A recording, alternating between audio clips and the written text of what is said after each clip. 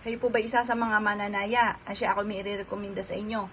Subukan nyo po ito, lalo-lalo na kung ikinaniniwala sa mga gatong mga pamamaraan. Pero kung hindi ka naniniwala, ay naku, huwag niyong pipilitan ang inyo pong sarili. Ngayon pa mga bossing, kailangan po kayo po may lubos na paniniwala. Kapag pinanood nyo ito na parang gusto nyong gawin, dahil simple lang naman mga bossing ko ang ating gagawin, ay gawin nyo po. Pero kung walang dating, asya ay huwag nyo nalang papansinin. Ngayon pa mga bossing, kasi ang importante sa mga gumagawa ng mga pampaswerte ay naniniwala sa mga gatong mga pamamaraan.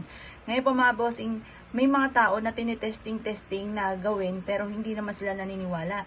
Yung bagay, sambagay habang siya ay nagwe-wish, baka sasabihin niya sa kanyang isipan, baka ako hindi manalo. Eh di parang ikaw mismo kumukontra sa inyong swerte. Kaya mas mainam, yung talagang gustong-gusto nyo po, nasa isipan ay mananalo na ako. Ganun po mga bossing. Kasi once ikinaging positibo sa buhay, yan pa mga bossing ko ay positive din ang magiging dulot nito. Ngayon pa mga bossing, ganito lang inyo pong gagawin. Ito yung ating itlog. Isulat nyo po inyong pong tunay na pangalan at ipilido. Pagkatapos, isulat niyo po dito, mananalo na ako ng jackpot. Sabihin niyo ang numero na aalagaan ninyo ha mga bossing.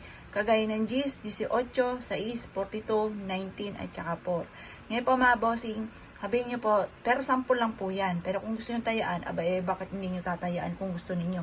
Basta kung anong gusto ninyo, sundin ang sinasabi ng inyong kalooban. Pagtapos na po kayo na sabihin po dito ng paulit-ulit, painitan nyo po ito ng bahagya lamang dito ang mga bossing ko sa ating pong kandila. Bahagya lamang mga bossing, kahit hindi na uminot ng itlog, basta't ito ay napaanuhan nyo sa apoy mga bossing. At pagkatapos po niyan mga bossing ko, ibilad nyo ito na may kasamang nagsisinding kandila mga bossing ko sa liwanag ng sinag ng araw. Ibilad nyo lang siyang ganyan sa liwanag ng sinag ng araw. Hayaan nyo lang sila dyan mga bossing. Yan pa mga bossing ko, ay paulit-ulit kang mag-wish habang nagsisindi yung kandila na mananalo na ako ng jackpot. Ganoon po mga bossing, mananalo na ako ng jackpot. Pero kung hindi ka mananaya at ikaw yung negosyante, ay di ang isulat nyo po, imbis po na numero, ang isulat nyo po dyan yung pangalan ng inyong negosyo. At i-wish nyo po na kayo po ay magkaroon araw-araw ng malaking benta.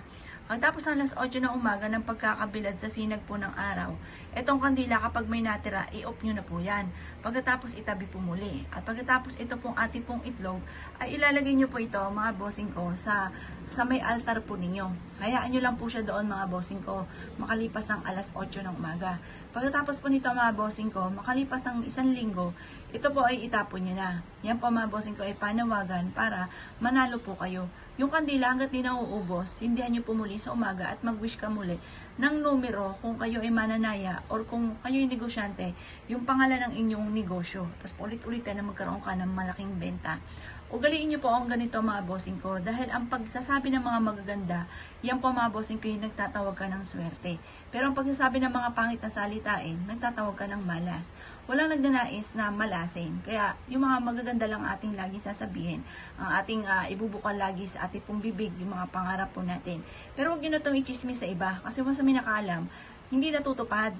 Kumbaga nababaliwala, lalo-lalo na may kukontra. Hindi pa nangyayari, nakainggitan ka na. Kaya mas mainam, isikreto nyo na lang ang paggawa ng ganito at hayaan nyo sila imaami sa mga blessing na darating sa inyo. Kaya kung mapinaniwala at naisyo po itong gawin, asya mga bossing, good luck po sa inyo po lahat.